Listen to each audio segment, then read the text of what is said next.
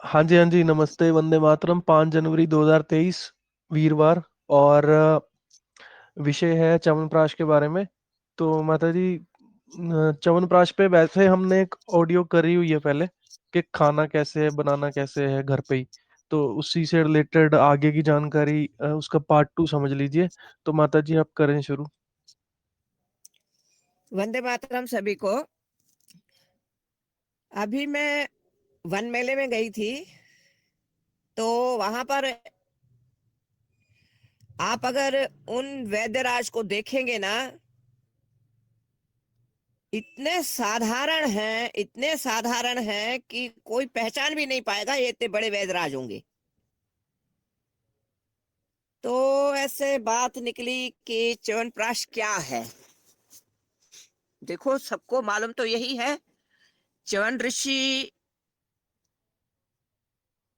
के साथ किसी बच्ची ने कोई गलती की थी कि शायद उनके आंखों में तिनका डाला था, तो उनकी आंखें खराब हो गई थी। मेरे को पूरी याद नहीं है, बाकी जहां तक मैं सोच रही हूँ कि है तो यही। पर तो वो राजा की लड़की थी, और कहीं कोई भूल चूक हो तो फिर थोड़ा कोई सही करवा सकता है। तो राजा ने क्या किया कि देखा ये तो मेरी बच्ची ने बड़ी गलती कर ली। तो उसने क्या किया, अब कहा तू च्यवन ऋषि की पत्नी बनके उनकी सेवा कर। तो पहले जमाने में तो जो माँ बाप बोल देते थे, तो बच्चे भी सर माथे पे कर लेते थे। तो बहुत घबरा गए कि मैं कहाँ, सैकड़ों हजारों साल की उम्र का, और ये कहाँ छोटी सी बच्ची। तो ये कैसे बात होगा, कहते नहीं। फिर उस राजकुमारी ने बोला, मेरे पिता ने आपको सौंप दिया, अब आपके साथ ही रहना है मेरे को। तो ये बच्ची रोज जाती थी च्यवन ऋषि के लिए, मतलब रात के 2 बजे मटका लेके, और पानी भर लाती थी उनके नहाने के लिए, क्योंकि पहले घरों में नल और ये सब तो नहीं होती थी सुविधाएं। तो एक दिन च्यवन ऋषि ने क्या किया, उसका इम्तहान लिया कि आखिर ये वास्तव में भी मेरी सेवा करती है, हकीकत में सेवा करती है, या शायद कुछ ढोंग करती है। थोड़ा होता है बड़ों को इम्तिहान लिए जाते हैं। तो उसने क्या किया, च्यवन ऋषि ने कच्चा मटका रख दिया कि कच्चा मटका तो डूब जाएगा, ये भी डूब जाएगी, अगर ये सही होगी तो आ जाएगी। कुछ तो भी ऐसा था। तो वो लड़की गई, उसने वहां पर जब देखा ये तो मटका कच्चा है, तो उस लड़की ने संकल्प किया, हे वरुण देवता, अगर मैं च्यवन ऋषि के अलावा किसी और को मन में नहीं रखे हूं, तो मेरा ये जो एक नेम है वो ना टूटे। च्यवन ऋषि के लिए मैं समय पे पानी लेकर जाऊं। तो वो कच्चा मटका भी वो भर के ले आई। तो च्यवन ऋषि हैरान हो गए, ये तो मतलब राजकुमारी मेरे लिए पूरी पूर्ण तरह समर्पित है। अब वो बुजुर्ग, वो बच्ची जवान। तो तब च्यवन ऋषि ने खुद को जवान करने के लिए, उसके लायक करने के लिए च्यवन प्राश सेक्सुअली फिट बनाया था। करने के लिए, सेक्सुअली फिट करने के लिए हाँ, च्यवनप्राश बनाया गया था, क्योंकि वो च्यवन बहुत प्राश ओल्ड था बनाया उसकी। गया। हाँ, तो च्यवनप्राश उसने बनाया। तो इस वैदराज ने बताया कि आप अपने बच्चों को जो माहौल मिल,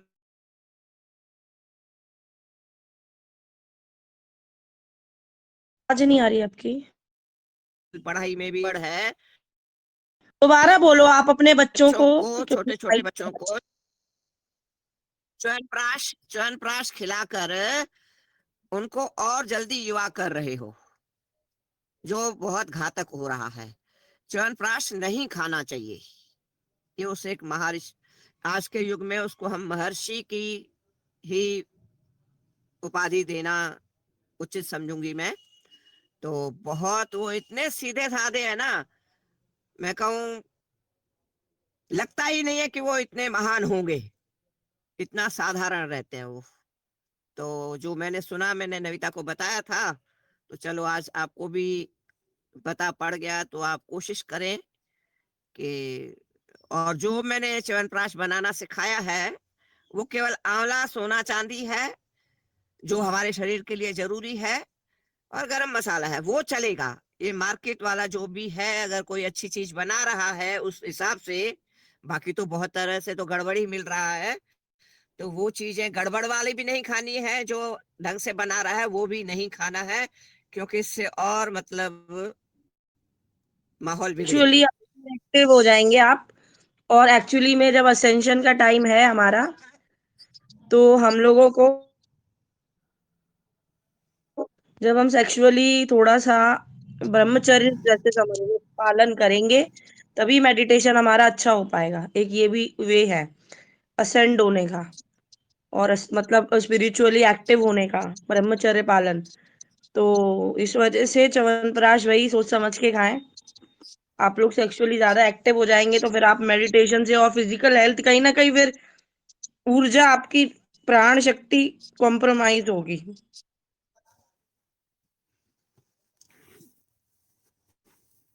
तो भले इस ऑडियो को भले एंड कर सकते हो।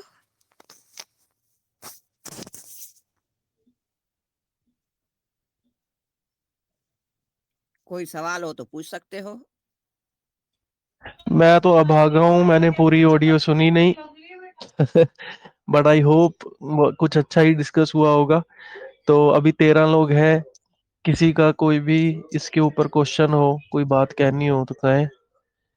अरे बेटा, ये बहुत ज़रूरी था आपको सुनना, बहुत वही अच्छा वही था। वही मैंने आज तक तुम नहीं जी। सुनते हो, मैंने कभी नहीं सुना होगा, क्यों नहीं सुना, ये तो क्योंकि बहुत ये अच्छा था। बुजुर्ग तो खा ही सकते हैं ना, इसका सेवन बुजुर्ग तो कर ही सकते हैं, बच्चों के लिए नहीं करना, एक विशेष आयु वहां तक नहीं करना, उसके बाद तो आप सेवन कर ही सकते हो। देखो देखो, वैसे ही हमें माहौल बहुत बिगड़ा हुआ मिल रहा है, ऊपर से आप ये सब लोगे, तो मेरे अंदाज से तो उचित नहीं है।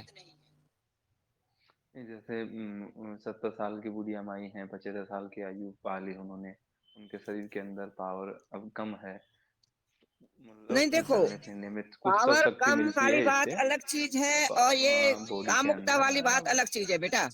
नहीं, कामुकता के भाव से हाँ वही पूछना चाह रहे हैं, कामुकता के भाव से नहीं, वो केवल नहीं सर्दी निकल जाए, कुछ उसके अंदर ऐसा पावर आ नहीं जाए, वो नहीं, चलने फिरने के उसके लिए लिए सामर्थ्य मैंने बन जाए बताया उसके। हुआ है मेरा, अशोक भाई, मैंने अपना बताया हुआ है च्यवनप्राश अलग तरीके का। तो वो मैंने अभी भी बोला कि ये च्यवनप्राश आप ले सकते हो, जो मैंने बताया है।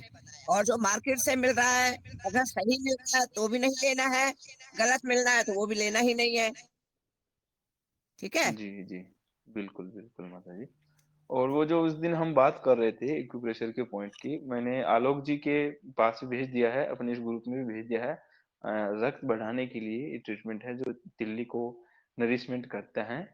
ये जो सारी पॉइंट है वो आपकी तिल्ली की स्प्लीन की डिफिशियंसी, कब भेजा है अभी? जिसकी स्प्लीन स्प्लीन कमजोर हो जाती है, उनके लिए मैंने ट्रीटमेंट बनाकर लोकेशन कलर से हाथ के अंदर अलग अलग पॉइंट पर कलर से संकेत करते हुए अलग अलग लोकेशन पे भेज दिए हैं आपके पास। तो कुछ करना चाहें, जिनको लगे कि हाँ भाई मुझे इस ट्रीटमेंट की जरूरत है, तो इसका वो ट्रीटमेंट ले सकते हैं।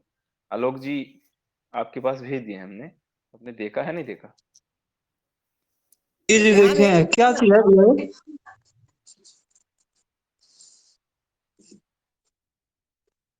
अशोक भाई, ये क्या चीज आपने भेजा है?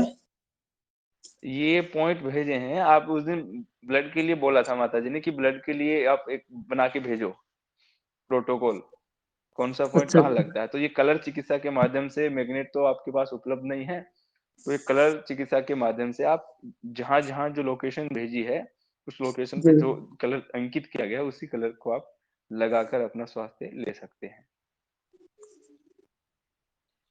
अच्छा, मैग्नेट मैग्नेट से भी किया जा सकता है? हाँ, लेकिन ये कलर से भी बहुत ज्यादा अच्छा मतलब लाभ मिलता है, खूब मिलता है। मैग्नेट से भी किया जाता है, लेकिन मैग्नेट में कहाँ हाँ ये देखना होता कौन सा पोल लगाना है, तो आप अगर मैग्नेट आपके पास हो तो लगा सकते हैं, उसके लिए मैं बता दूं। जी कलर हैं इस प्रकार के, कलर तो आपको मिल ही जाएंगे सब जगह। हम्म ये लगाइए। मान लीजिए किसी को पतले दस्त लग रहे हैं, स्प्लीन, स्प्लीन का काम क्या होता है, होल्ड करना होता है, सिस्टम को होल्ड बनाए रखना। अपने जो प्रकृति में भी डाला है मानते हैं तो करना होता है, सिस्टम को होल्ड बनाए रखना। अपने जो प्रकृति में भी है माता जी, क्या बोले आप? सुना नहीं मैंने, समझ चाहता हूँ। यहाँ ग्रुप में डाला है। हाँ, ग्रुप में डाल दिया है। और उसके मान अब इस प्रोटोकॉल से क्या क्या लाभ होते हैं वो सुना देते हैं।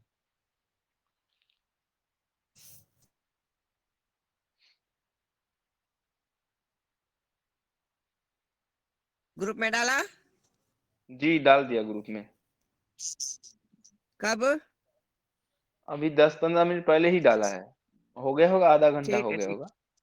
ठीक जी है, ठीक है, कोई हाँ, बात नहीं, देख ग्रुप में लूंगा मैं। डाल दिया है, आलोक जी के पास ही भेजा है। तो ये खून बढ़ाने वाला हिसाब स्पष्ट है हाँ उसमें? हाँ हाँ हाँ, खून बढ़ाने में भी काम करता है। जो हाँ, तो अगर वो जरूरी है, स्प्लीन के आज कारण खून बहुत हर्निया जल में रहा भी है। काम करता है। हर्निया में भी हाँ, काम करता है, पाइल्स में भी कुछ काम करता है।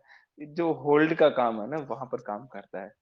किसी को मुंह से लार टपक रही हो, होते हैं ना ऐसा, लार टपकती रहती है, उसमें भी काम करता है। धन्यवाद, धन्यवाद।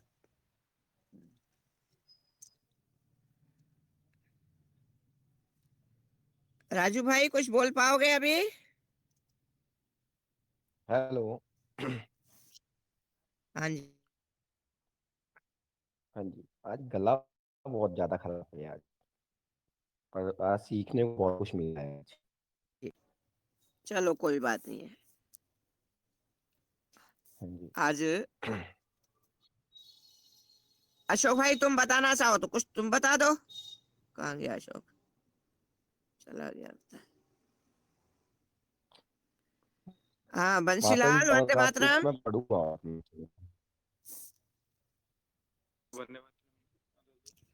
ये कह रही थी वो जो मैंने उस दिन लिस्ट बनवाई थी वो डाल देना बच्चे। मैं भेज दूंगा जी आपको व्हाट्सएप में। कुछ हाँ, अपने आप को व्हाट्सएप छांट पे छांट कर कर देना। ले तो उसमें आराम से कर सकते हैं। ठीक है बच्चे। ये कह रहा था कि जैसे हाँ जी। जीवन जी आप जुड़े हुए हो हमारे साथ, च्यवनप्राश की बात चली है, तो जीवन जी से जानना चाहूंगा कि जो बाहर च्यवनप्राश बन रहा है, चाहे इंडस्ट्रियल हो या जो कुछ कुछ लोग 100 किलो बनवाते हैं अपने लिए, वो केमिकल वेज में कैसे झोल करते हैं जिससे कम प्राइस में उनको प्रोडक्शन मिल जाता है। क्योंकि इनका इंसाइट केमिकल वे में होगा, तो थोड़ा आप प्लीज बताइए, तो च्यवनप्राश के नहीं, ऑडियो में कवर भी हो जाएगा। वो केमिकल नहीं मिलाते हैं। मैं डाबर की फैक्ट्री में गया था, हम लोग वहाँ पर कुछ सप्लाई देते थे, भस्म वगैरह। तो मैंने देखा वो जो च्यवनप्राश बनाते हैं उसमें 70% शकरकंदी है। बाकी वो जो डिक्लेयर करते हैं ना, वो सब खाली छुआते हैं। स्वर्ण भस्म बोले चाहे जो भी बोले, और जितना वो सब जो है खाली छुआने वाला काम है। 70% शकरकंदी देते हैं, उससे उसका टेस्ट बन जाता है। बाकी थोड़ा बहुत शहद डालते हैं, और जो डालना चाहिए वो सब चीजें खाली छुआने वाला काम है, उसीलिए उनका सस्ता होता है। अच्छा अच्छा अच्छा। तो जैसे हम ब्रांड का नाम नहीं लेंगे, बट ये जो सोना चांदी च्यवनप्राश बोल के एक ब्रांड है, एक नहीं मल्टीपल है, तो उनके ऊपर भी कुछ बता दीजिए। उनकी तो मैं फैक्ट्री में नहीं गया, मगर शकरकंदी ही उनके माने ध्यान में है कि ये डालने से हम लोग का वॉल्यूम बहुत ज्यादा बढ़ जाएगा, और शकरकंदी का दाम तो बहुत कम है, तो उस हिसाब से उनको सस्ता पड़ जाता है। मैंने च्यवनप्राश को सस्ता करने के लिए शकरकंदी ही है। शकरकंदी का दाम भी कम है, शकरकंदी में मेहनत भी कम है फिर। और माता जी इसमें एक चीज और है, मैं च्यवनप्राश में बताना चाहता हूँ। जो च्यवनप्राश बनाने की विधि है ना, उसमें पहले काढ़ा बनाया जाता है। और उस आंवले की पिट्ठी बनाते हैं, मतलब कि जैसे हम वो बनाते हैं हलवा, उसको घी में तला जाता है, उसको पिट्ठी बोलते हैं। एक काम होता है पिट्ठी बनाना, एक काम होता है काढ़े को बनाना। उसमें औषधियों को डाल के काढ़ा बनाया जाता है, उबाला जाता है औषधियों को। उसके बाद तीसरा काम होता है कि जब काढ़ा बन गया और पिट्ठी बन गई आंवले की, फिर तीसरी चीज डाली जाती है पाउडर उसके अंदर। उसमें अपनी लाल काली मिर्च होती है, सौंठ होती है, ऐसे 10 औषधियां होती हैं। तो जितने भी ये ब्रांड है ना, वो जो काढ़ा बनता है ना, वो काढ़े को नहीं बनाते। वो आंवला लेते हैं और शकलकंदी, ये अभी बता रहे थे यहाँ, वो डाल के और सीधा वो पाउडर डालते हैं। जो काढ़ा चाहिए, वो जो औषधियाँ चाहिए, 10 मूल की औषधियाँ हैं उसके अंदर, बहुत कुछ है। बटा कटेरी है, आंवला अपना गिलोय हो है, अपनी भूमि आंवला है, ऐसे कई औषधियाँ हैं। तो वो औषधियाँ जो डालनी है, काढ़ा बनाना है, उस काढ़े को निकाल दिया जाता है बीच में से। सिर्फ मीठा रहता है और सबसे ज्यादा मीठा ही होता है। 75% तो शक्कर की मात्रा होती है उसमें। तो जो बनाने की विधि है, वो पहली चीज तो ये है कि बहुत गलत विधि से बनाया जाता है।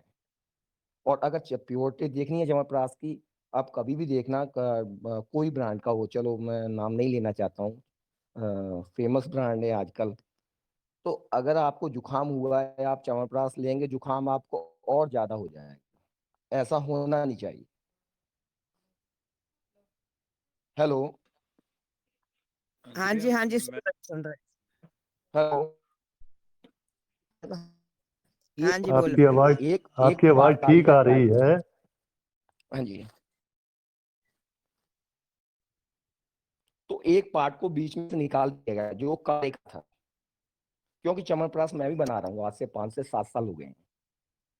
तो वो जब भी मैं भी ये सोचता हूँ कि च्यवनप्राश ये काफी महंगा है, मेहनत बहुत है, दोनों में अंतर क्या है। फिर मैं दोनों में पता किया, जो हमारे गुरुजी हैं उन्होंने इसके बारे में मुझे बताया कि वो जो बीच का पार्ट है ना, जो काढ़ा बनाना, जो औषधियों का, उसको बनाया नहीं जाता।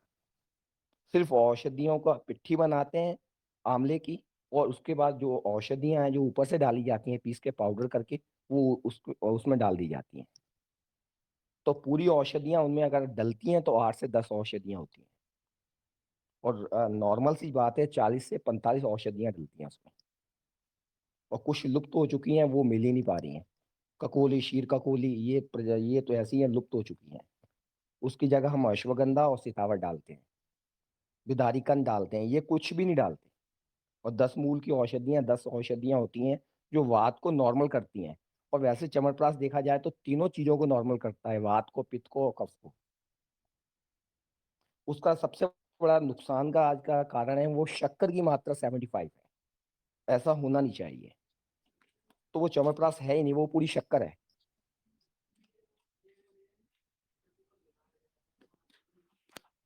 हेलो। हाँ जी, हाँ जी, बोलिए। हाँ जी। तो ये है छोटा सा उसका च्यवनप्राश का। तो कमल जी एक बात गलत बतानी थी, लोग पूछनी थी मैंने। च्यवनप्राश है ही नहीं। हाँ जी। अ, जैसे आपने विधि बताई ना अभी च्यवनप्राश की, बाद में उसमें थोड़ा सा शहद भी तो मिलाएंगे ना ऊपर से जब ठंडा हो जाता है? बिल्कुल, चूर्ण शहद तब मिलाने के मिलाया बाद जाता है लगभग 10 से 12 किलो, हाँ वो आप, मेरे ख्याल से मुझे लगा कि मैं कुछ गलत तो नहीं सोच रहा हूँ। नहीं नहीं, बिल्कुल सही है। जब वो गर्म में नहीं मिलाया जाता, जब वो नॉर्मल थोड़ा सा ठंडा हो जाए, मतलब काफी ठंडा तो जी नहीं कह सकते, फिर भी ठंडा हो जाए, उसके बाद उसमें फिर शहद मिलाया जी जाता है। और वंश लोचन भी ऊपर से ही जी। डाला जाता है उसके बीच में। हाँ ये पूरी चूर्ण, चूर्ण में प्रक्रिया तो हाँ उसके बाद। है। जी तो वंश लोचन भी डालते हैं उसमें, वो भी बाद में डाला जाता जी। है। तो ये बाकी जो आप बता प्रक्रिया रहे है हैं जी, च्यवनप्राश। शहद इसका ना, शक्कर का बोल रहे हैं तो नॉर्म जैसे हम नेचुरल प्रिजर्वेटिव डालते हैं तो वो शक्कर ही तो काम करती है, वैसे ज्यादा शक्कर रहती है। जैसे आप केमिकल की बात कर रहे हैं तो वो सोडियम बेंजोएट डलता है। अब ऋषि चवन ने तो बिल्कुल। सोडियम बेंजोएट कहीं लिखा ही नहीं है, ठीक है ना। ना नहीं उनके नहीं। टाइम ऐसी चीजें रही, जब चीज अगर उसको घी में पकाया जाता है और भी घी के पकाने के बाद उसमें शक्कर जब डाली जाती है, गुड़ होती है असल में, मतलब अच्छी क्वालिटी की गुड़ जैसे रहती है हाँ जी जी जी। या खांड रहेगी, तो वो प्रिजर्वेटिव का काम करती है। उसके बाद तो कुछ भी केमिकल डालने की जरूरत ही नहीं पड़ती, वो खुद ही सड़ने से बचा लेती है। और क्वाथ द्रव्य जो अगर ढंग से पकाए होते हैं उसको पहले तो उसमें पकाएंगे, शक्कर में भी तो पकाएंगे ना उसको, क्वाथ को। बात समझिए ना, उसमें हम चाशनी नहीं बना लेते ना शक्कर डाल, तो ये लोग तो जी चीनी का बुरा ही उसमें डाल डालते देते हैं, हैं ना सिर्फ जो शक्कर को। सस्ता होता है जैसे। जी। हाँ, या मुझे बूरा कहते हैं, कर कहते हैं, है तो दोनों एक ही चीज है ना। नहीं नहीं, फैक्ट्री की बात कर रहा हूँ वो जी। एक फैक्ट्री पीरियड वाले तो जैसे जो वेस्टेज बनती है ना जी, बस जो चीनी का वेस्टेज बचता हाँ हाँ, है, टी ग्रेड का वो चूरा जो बच गया, उसको डाल देते हैं, क्योंकि वो खाने में तो दो, मीठा वो भी वैसा ही रहता है। हाँ वो दो ही चीज में जाता है, या गुड़ बनाने में जाता है वेस्टेज जो बचता है जी। उनका, या फिर इन च्यवनप्राश में इनको दे देते हैं। ये दो ही काम में जाता है वो। तो फिर अभी माता और जी बोल रहे हैं च्यवनप्राश के ऊपर, तो मैं नहीं कुछ बोलना चाहता हूँ, पर अगर थोड़ा सा मैं करूंगा, मैं इसके ऊपर मैंने पढ़ा है काफी, और रेडी मैंने की है, थोड़ी थोड़ी की है, बागवट की भी की है, हर चीज की थोड़ी थोड़ी मैंने इसको समझा है इस चीज को। हाँ जी, हाँ जी, तो आप एक बनाने काम का करो, वो चीज सारी कवर कर दो इसी में, कर दो अगर हाँ जी। टाइम है तो। मेरा गला बहुत ज्यादा दिक्कत है, वो तो मैं पता अच्छा, नहीं जब फिर कोई आप बात बात नहीं। कर रहे थे। फिर मैं एक क्वेश्चन हाँ पूछता जी। हूँ। यहाँ जो पुराने लोग हाँ हैं जी। वो दो लोग हैं, माता जी और जीवन जी। मैं जानना चाहूंगा माता जी और जीवन जी के, जब आप छोटे थे, 6 साल के, 8 साल के, 10 साल के, तो आपने अपने टाइम पे ब्रांडेड च्यवनप्राश देखा था क्या? और अगर देखा तो वो कौन सा ब्रांड था? उस ब्रांड की च्यवनप्राश की उस टाइम पे इज्जत थी कि नहीं थी? तो ये थोड़ा सा बताना। और उस टाइम पे क्या ऐसा होता था, जैसे आज की डेट में क्या होता है, आपने देखा, मतलब हम देखते हैं कि डेयरी पे घी मिलता है खुला, आज भी मिलता है, पहले भी मिलता था। क्या उस टाइम पे ऐसा होता था कि पंसारियों के पास च्यवनप्राश खुला मिलता था, उनका बनाया हुआ? तो कुछ बताना जरा, हाँ जो जी, हाँ जी, पुराने हाँ लोग, जी। आप दोनों, आप भी हमारे बता दो टाइम जल्दी। नहीं था नहीं च्यवनप्राश, मुझे तो तो पता हमने नहीं, सुना मैंने ही नहीं था। पढ़ा जरूर था, पर दुकानों पे हमने नहीं देखा था, और मेडिकल पे तो हम जाते ही नहीं थे, क्योंकि हमारी मम्मी खुद सब कुछ ठीक कर लेती थी। तो मैंने तो नहीं देखा, बाकी जीवन भाई बता सकते हैं। नहीं, उस समय ब्रांड नाम की कोई चीज नहीं थी, और फैक्ट्री में ये आइटम बनती भी नहीं थी। हम लोगों ने तो बचपन में वो सूखा मेवा जो है वही व्यवहार ज्यादा किया गया है। और बादाम है, अखरोट है, काजू है, केसर है, तो दूध में केसर डाल सकते हैं, हल्दी डाल सकते हैं। उस टाइम में ऐसा ही होता था कि सर्दी लग गई है, चलो दूध में जो है केसर डाल करके रात को पी लो। और नहीं तो एक चीज और बनाते थे, और दूसरी बात दीदी कि दीदी दीदी को मालूम होगा कि बेसन को घी में थोड़ा सा भून करके उसमें दूध बना डाल देते थे, और वो बेसन वाला दूध जो है बहुत टेस्टी भी होता था, और हम लोग को बोला जाता था रजाई में बैठ करके धीरे धीरे इसको पी लो। वो हाँ, गुड़ सर्दी, डाल के। हाँ वो वो गले भी सर्दी। बड़े होते हैं ना, बेसन का हलवा, बेसन के इस दूध से वो क्लियर हो जाता है, गला जो पकड़ जाता है अंदर सर्दियों में, जैसे ये अभी कमल भाई का है, तो वो भी कर सकते हैं। हम लोग तो वही दूध ही पीते थे, और हम लोग का सर्दी खत्म हो जाता था। जी भैया, एक और बड़ी क्यों, हमारा आवाज नहीं आ अनाज रही। बहुत अच्छा था, हमारी सब्जियां बहुत अच्छी थी उस समय, केमिकल। Hello, hello. आ रही है आ रही है अभी तो। हाँ जी, हाँ हाँ, मैं यही कह रहा हूँ कि उस समय हमें च्यवनप्राश की जरूरत ही नहीं थी, क्योंकि हमारा भोजन इतना अच्छा था, तो हमें कभी इतनी जरूरत पड़ी ही नहीं। और जब चमन ऋषि ने च्यवनप्राश बनाया, तो मुझे लगता है उस समय भी इतनी जरूरत नहीं थी, है ना। नहीं वो एक नहीं, कंडीशन उस अलग थी। थी, पर उसकी तो जरूरत थी, उसने अपने लिए बनाया था। नहीं, उस वो मैं राजकुमार के हिसाब बोलना चाह रहा हूँ, से वो एक उसने अपने लिए बनाया कंडीशन था। अलग थी। हाँ, वो बॉम्बे में बैठे हुए थे, तो ये राजकुमारी या जंगल में जा रही थी, इन्होंने वो चमकती हुई आंखें देखी। जब चमकती हुई आंखें देखी, तो वो उस चीज से कोई डंडे से या कुछ उसमें देखा, तो आंखों में से खून निकलने लग गया। तो उस में काल फिर वो ये पूरी देखा जाए तो कंडीशन ऐसी थी कि उनको वो वहां पे जाना पड़ा पीछे लौट के, काया को बदलना पड़ा। ये बोलते ना ये आयुर्वेद में है ना कि हम अपनी उम्र ज्यादा कर सकते हैं, जिसके दांत गिर गए हैं वो दांत भी आ सकते हैं, ऐसी चीजें हैं कि बाल भी दोबारा आ सकते हैं। तो हम ये चीजें बड़ी गहराई से सोचने समझने वाली हैं कि कब कौन सी वैसे ठीक है माता जी का कहना, ये मैं दो राय नहीं है, च्यवनप्राश की जरूरत है ही नहीं।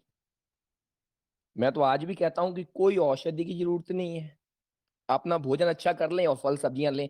तो अगर हम ये भी देखें ना, अगर अपन ये देखें हमारी जब रचना हुई ना संसार में, तो हमारा पहला भोजन क्या था? पहला भोजन हमारा था जब हम खाते थे फल था। उसके बाद थोड़े से समझदार हुए तो दूध, थोड़े से और ज्यादा समझदार हुए तो अनाज। अब इतने समझदार हो गए हैं कि तीनों में से कुछ भी नहीं बचा, ना दूध ना फल ना अनाज। अब सत्यानाश।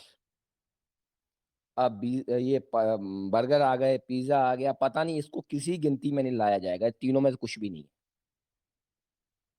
भोजन हमने इतना गंदा कर दिया। हमें तो, मैं तो ये आज तक फिर कहता हूँ, हमें कोई चीज जरूरत ही नहीं है किसी चीज की, हमारा भोजन अच्छा होना चाहिए। अभी मेरी थाली आई है खाने की, उसमें चावल भी मेरे ऑर्गेनिक है, दाल भी मेरी ऑर्गेनिक है, और चपाती जो बंसी की है, और प्याज मेरे घर का है। अभी पूरा कुछ हमारे घर का ही है, हम वो खा रहे हैं।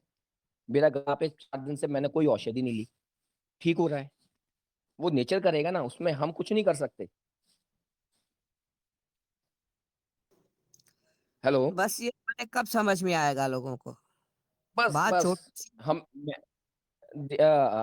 माता जी, आंटी मुझे अभी पूरा मैंने सुना तो मैं कंफ्यूजन हो गया कि मैं, मतलब मेरी समझ से हर चीज परे थी।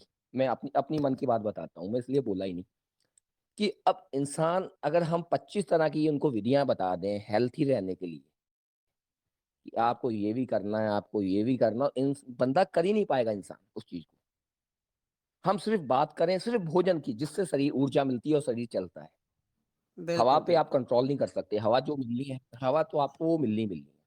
पानी पे कंट्रोल है। अभी उन्होंने कहा कि उसको पानी को शुद्ध कैसे किया जाए, तो मैं छोटी सी विधि बताता हूँ। पहले जंगलों में जब पानी आदिवासी रहते थे, उसको प्योर करने के लिए वो एक फली होती है ना सोयाजन, उसके बीज को डाल के उसको प्यूरिफाई कर लेते थे पानी को। आज भी एक गड्ढा करें आप, जंगल में कहीं भी जाएं आप, उसमें पानी उसके घोल दें, उसमें कुछ बीज फेंक दें, वो पूरा पानी साफ हो जाएगा। हमने जीवन को कठिन बना रहे हैं। मेरी सोच ये है कि जीवन को आसान बना दिया जाए। हमें ये चीजें कहाँ से ढूंढेंगे, हमें ये चाहिए, हमें वो चाहिए, कुछ भी नहीं चाहिए हमें। हमारा ध्यान सिर्फ भोजन के ऊपर रहे तो हमें कोई कोई बड़ी चीज है ही नहीं दुनिया में। बिल्कुल बिल्कुल, इसको मैं ऐसे बस समझाती हूँ। सहज सरल जीवन की पोथी आज इस दुनिया ने ना, या बाजारीकरण ने, व्यवसायीकरण ने बहुत कठिन अनुवाद कर दिया है। सहज सरल जीवन की पोथी बहुत कठिन अनुवाद कर दिया है। वही बात तुमने कही, बिल्कुल सही कही। माता जी, मैंने कम से कम, ज्यादा नहीं, मैं बताता हूँ, 200 तरह की औषधियां बनाई। उसका कारण ये मैं बताता हूँ कि इंसान, दो कंडीशन है। एक इंसान तब बनाता है जब वो कुछ करना चाहता है, मतलब वो पैसा कमाना चाहता है। एक वो तब करता है जब उसकी मजबूरी होती है। मेरी मजबूरी थी अपने आप को ठीक करने के लिए, मैंने वो विधियां बनाई कि आज वैद्यों को भी पता नहीं है कि मैं बहुत आयुर्वेद में आवाज कट रही है बच्चे। मैं, जो तुमने बोला ना हेलो। कि, हाँ जी बोलो। हाँ जी, या तो वैद काढ़ा बना के देंगे, या वैद औषधि को सुखा के पाउडर बना के देंगे। मैं दोनों हाँ चीजों में कहता हूँ कि बहुत अंतर है। हमने, हाँ जी। हमारे प्राण जब कमजोर हुए तो हमें वो जिंदा चाहिए, औषधि जिंदी चाहिए, वो मरी हुई औषधि नहीं चाहिए। क्योंकि उस औषधि के अंदर क्लोरोफिल पाया जाता है, वो पत्ते को सुरक्षित रखने का, ऊर्जा बनाने का काम करता है। और क्लोरोफिल का काम होता है हमारी बॉडी में कोई इन्फेक्शन, कोई बीमारी है उसको ठीक करने का। तुरंत पीना चाहिए। तो जब हाँ जी। हाँ जी, अगर हमने उस चीज को सुखा दिया, उस चीज को और आयोडीन भी होता है उसके अंदर, जब भी हम उस औषधि को गर्म करते हैं या सुखाते हैं, हम उसके गुणों को नष्ट करते हैं। या तो हम पे वो टेक्निक चाहिए जो आइसोलेट फॉर्म में लेके जाए उसको, बिना उबाले, बिना सुखाए, तो वो हम नहीं कर सकते। तो मैं तो कोशिश करता हूँ बनाने की आइसोलेट में, उसमें मैं कुछ औषधियों रस निकाल के किसी की रस में औषधि में डाल के सुखा लेता हूँ, वो पाउडर बना ले। हल्दी का जैसे रस मैंने खींचा, हल्दी का रस निकाल लिया मैंने। अब हल्दी के ऊपर एक बहुत बड़ी चीज है कि हल्दी हम रोज 1 चम्मच खाते हैं, सुबह 1 चम्मच। क्या कभी हमने समझा है कि हमारी बॉडी को 1 चम्मच हल्दी चाहिए? वो एब्जॉर्ब करती है? नहीं करती। वो रोज की हल्दी 500 mg करती है, आधा ग्राम हल्दी को पचा सकती है बॉडी, और उसका यूज आधा ग्राम हल्दी का ही है। अब हम क्या कर रहे हैं कि 2 चम्मच डालते हैं। अब जब 2 चम्मच डालेंगे, बॉडी को फिर अलग से काम करना पड़ेगा, पूरे पार्ट्स को, लीवर को भी, किडनी को भी। तो हमें बहुत छोटी छोटी चीजों को, क्योंकि हमारे मसाले में आप ये देखें, हमारे जो माता थी, दादी थी, पहली बार तो वो कच्ची हल्दी डालती थी, और डालती नहीं भी थी बाद में तो वो 1 चम्मच डालती थी और 15 लोग खाते थे। आज हम उसको दूध में घोल घोल के 1 चम्मच ले रहे हैं हल्दी को। नहीं नहीं, ऐसा नहीं है। वो औषधि है, भोजन नहीं है। दोनों में अंतर समझना पड़ेगा, औषधि और भोजन में।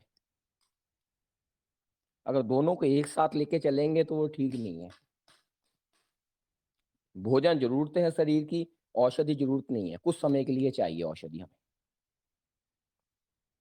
तो ये बड़ी छोटी छोटी चीजें हैं जो मैंने अपने ये, मैं अभी 36 का 36 साल का हूँ। मैंने 17-18 साल तब से मैं सीख रहा हूँ, 18 साल हो गए।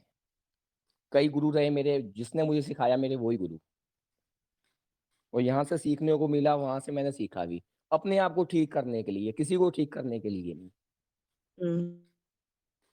कि मैं क्लोरोफिल कैसे का हो भाई मैं बोलना सकता हूँ। चाहूंगी बीच पर में, चलो। क्लोरोफिल और हाँ आयोडीन जी। को फ्रेश लेने के लिए जो आप कह रहे हैं ना, फ्रेश होना जरूरी है, ये बात बिल्कुल सही है।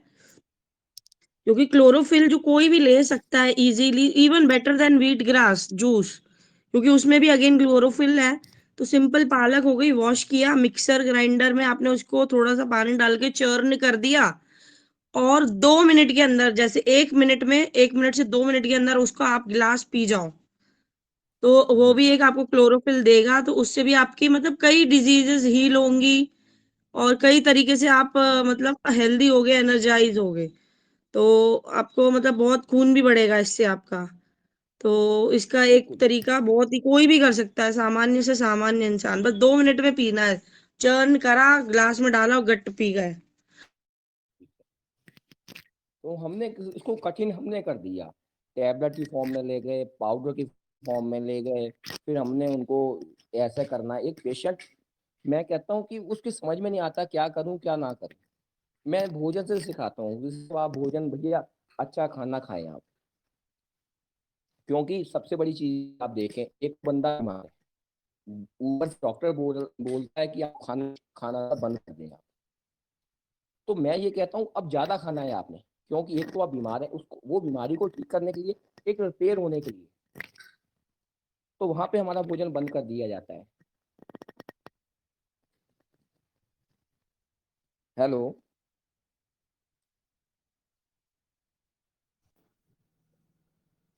यहाँ ये बात तो मैं बोलती हूँ कि अभी लीवर को आराम दो और शरीर को खुराक दो, तो लीवर बीमारी खाएगा। मेरा फिर कॉन्सेप्ट थोड़ा सा अलग है फिर तुमसे, कि लीवर को फुर्सत दोगे तो तभी तो लीवर बीमारी खाएगा। और मैं यहाँ पर 100% कामयाब भी हूँ। नहीं, बिल्कुल ठीक है। मैं कहता हूँ कि मैं तो, मेरी सोच है, मैं ये मैं के सोचता हूँ कि शरीर दो ही काम करता है, या बनाता है या सफाई करता है, इसका तीसरा काम कोई नहीं। आप कितना टाइम इसको सफाई करने के लिए ले रहे हैं, कितना टाइम इसको बनाने के लिए ले रहे हैं। और आज का टाइम ऐसा है कि ये ज्यादातर पूरे दिन सफाई करने में लगा रहता है। उसके एक टाइम है 6 से 8 घंटे सेल्स रिपेयर करने का, वो भी टाइम ये उसको सफाई में लगा रहता है पूरे दिन शरीर की। जैसे हमने खाना बनाना है, चौके में पहले सफाई करनी है, फिर खाना बनाना है। गंदगी इतनी है कि पूरे दिन सफाई करते रहते हैं। तो हमें दोनों चीजों पे ध्यान रखना है, सफाई भी बहुत जरूरी है, उसको बनाना भी बहुत जरूरी। तो आपकी बिल्कुल सही बात है ये तो, कि सफाई बहुत जरूरी है। हाँ जी माता जी। हाँ, वो मेरा कॉन्सेप्ट है कि देखो हमारे जो ऋषि मुनि थे वो हवा पानी पे भी श्री गुरु नानक जी भी पवन आहारी कहलाते थे। ये भी तो सुना होगा ना बच्चे। बिल्कुल हाँ जी जी सुना है। हाँ, तो ये खाने का जब से कॉन्सेप्ट हुआ है, फिर शारीरिक श्रम बिल्कुल भी नहीं है, इसलिए मैं बिल्कुल मना करती हूँ भाई। और मैं खुद न जाने कितने सालों से नहीं खा रही हूँ और सही चल रही हूँ। और यहाँ तक कि मेरे को देखने वाले, वैसे तो देखा तो तुमने भी है 2-4 बार मेरे को, है देखने वाले तो हाँ ये जी कहते ही हैं कि हाँ वास्तव में भी शहर में रहने वाला, क्योंकि ग्वालियर शहर है, शहर में रहने वाला अगर इतना एक्टिव है कि काम कर रहा है, नहीं तो इस उम्र में तो लोग खटिया पकड़ लेते हैं या आराम करते हैं। तो देखने वाले भी ये काफी खुश होते हैं कि हाँ आप का तरीका सही है, क्योंकि हमें है और उस लाइन में हम ढंग से उतना देखने में नहीं लगेंगे तो सामने वाले के ऊपर प्रभाव है कि खुद तो मोटा रखा है, खुद तो आड़ा तिरछा हो रहा है, खुद तो गोलियां खा रहा है शुगर की या इसकी उसकी, तो हमें क्या ठीक करेगा। आंटी आपने तो आपने जो देखा होगा मेरी है ना आपने मेरे देखा, कोई मुझे कहता नहीं कि सब ये बोलते हैं आप झूठ बोलते हो, आपकी कोई हार्टपन सर्जरी नहीं हुई।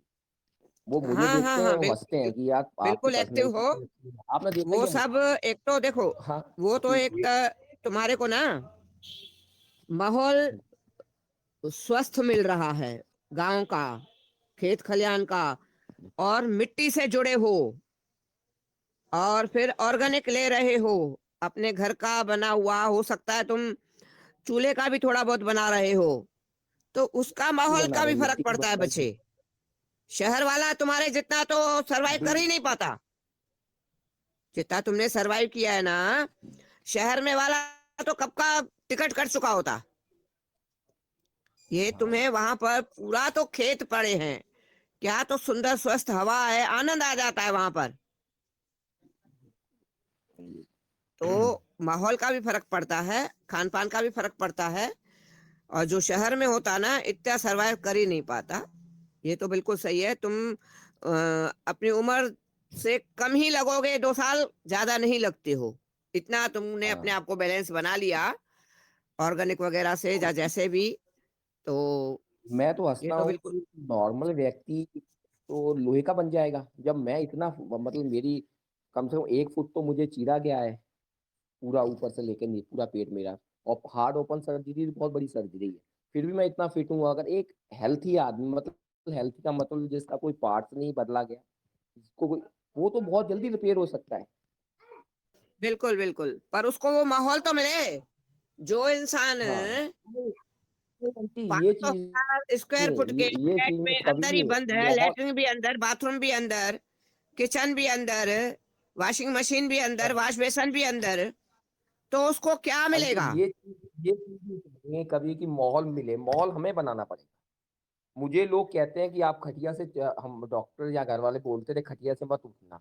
मैं गाड़ी भी चलाता हूँ, काम भी करता हूँ, खुरपी से करता हूँ, फड़ुआ नहीं चला पाता। तो वही तो कह रही हूँ ना, तो आपको उसमें ऐसा माहौल मिला सब है खेती बाड़ी का तो आप कर लेते हो। जो जो कलम चला रहा है वो कैसे कर पाएगा, जो जो कंप्यूटर चलाएगा, मोबाइल चलाएगा, वो कैसे कर पाएगा। वही कह रही हूँ, शहर में उल्टा वो 1500 फुट के दड़बे में बंद है, वो कैसे करेगा।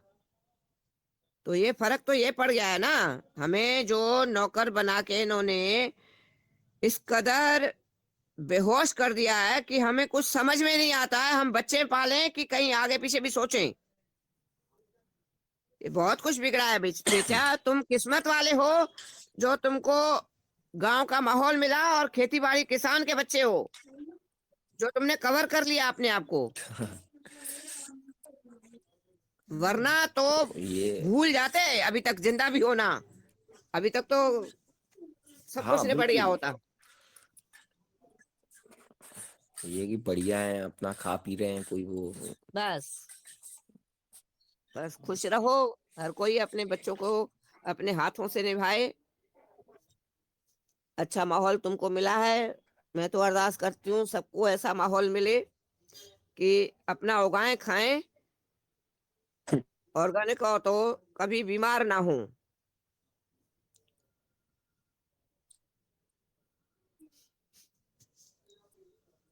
और किसी का कोई सवाल है? नहीं तो रिकॉर्डिंग एंड कर दो। हाँ, मैं कह रहा था रिकॉर्डिंग एंड कर देते हैं। काफी बातें हुई, बहुत इंटरेस्टिंग। कमल जी बहुत बहुत धन्यवाद। जीवन जी चले गए बट उनको भी धन्यवाद। और आलोक भाई को कंसिस्टेंट रहने के लिए धन्यवाद। अभिजीत भाई को धन्यवाद। और वो एक नेहरा जी करके आते हैं, उनका भी धन्यवाद।